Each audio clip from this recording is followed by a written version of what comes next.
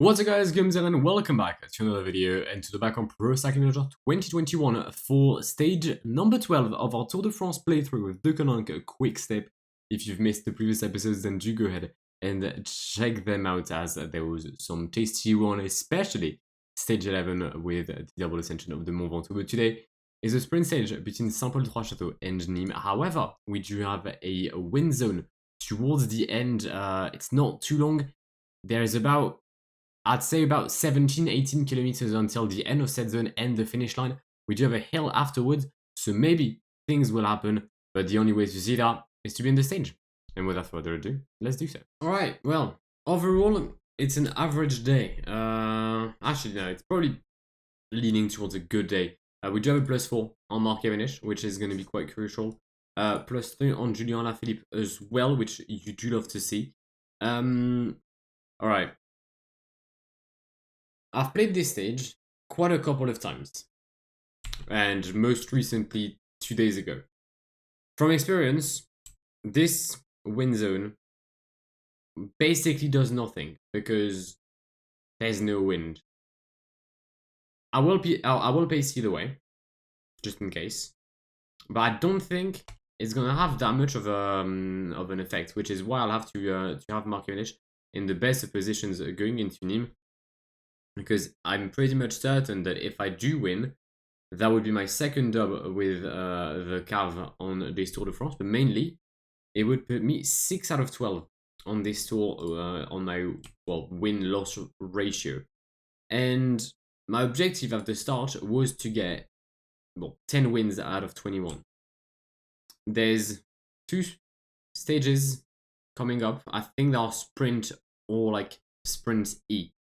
I think those are stages I can win, but the mountain stages are out of the equation, and I believe that the time trial is also out of the equation. So I really need to capitalize on those flat stages where technically I should excel. We'll try and pace in the echelons, as I said. I don't think we'll create any gaps, but I do want to keep some energy for the sprint with Mark. We do have a breakaway in this stage. 3 men up front: Cyril Bart for BNB, Connor Swift for Arca Samsic, and Michael Gogol for Kubica Next Hash. Nothing has happened in the peloton. No crashes, no punctures, nothing whatsoever. And yeah, we'll just get Wozo with Cataneo, prepare for the IS with the Cav, and then prepare for the wind zone. Intimate sprint coming up for the peloton. We're going to launch immediately with Mark Cavendish. Colbrelli trying to get the wheel, but he might have bonked quickly. LB P4 for us. So we should get 13 points, and we are now maths 17 points behind Julien Alaphilippe. Yeah, 17 points. So a finish in first position today, no matter the result of Julien, will allow me to reclaim the green jersey on the shoulders of the Manx Missile. We have our train prepared for the wind zones coming up in a few kilometers. We're right next to the train of Jumbo Visma and FDJ.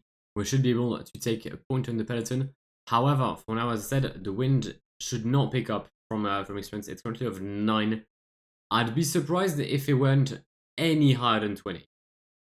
If it does go higher than 20, then it's a miracle. 19. There we go. Yeah, that's what I thought. Well, despite not having too much wind, we did manage to create a few groups. 91 riders left in the first peloton, but I don't believe we've dropped anyone major. Actually, we dropped Michael Matthews, which is quite a nice thing. However, he only has 7 points in the sprint classification, so it wouldn't be that much of a threat. Same for Christophe Laporte, Danny Van Poppel, Dem Donnies. But yeah, they shouldn't be the main opponents I'll have in the sprint. Crash of Simon Geschke in A4, but the peloton does not care about the German at the moment. What we care about is the mass sprint preparing, that's gonna happen in the streets of Nîmes. Dries de Valence on the left hand side of the road will soon launch Michael Morkau. May have launched him slightly too early here. There you go, front wind as well. Have they already launched their sprint? Mats Pedersen, brother, calm down. Yeah, calmate. Ballerini is also in a prime position to propel Mark Cavendish towards potentially his second win on this Tour de France. It's going to be Mark Cavendish against Caleb Ewan, Wout van Aert. A lot of sprinters, all of the sprinters are here.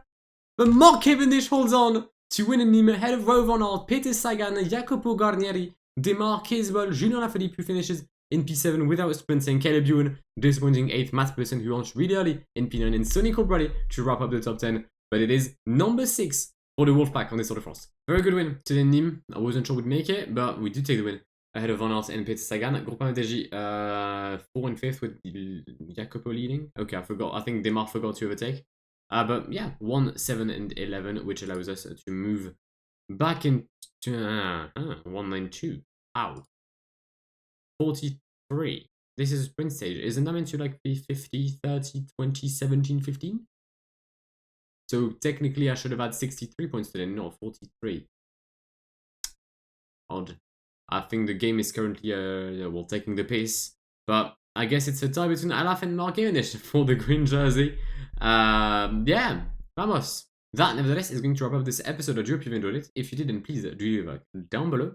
If you're new to the channel and want to see more of my content in the coming days, then make sure to subscribe to the channel as well to, well, not miss my content, and click on the bell to get notified of whenever I upload. If you want to enter the PCM giveaway that I'm currently running on the channel courtesy of Beat Cycling, then make sure to hit the link in the description down below. But I will see you in the very near future. My name is Guillaume. Have an amazing day. See ya. Pass me the funk, get your funk on, girl, and don't you ever let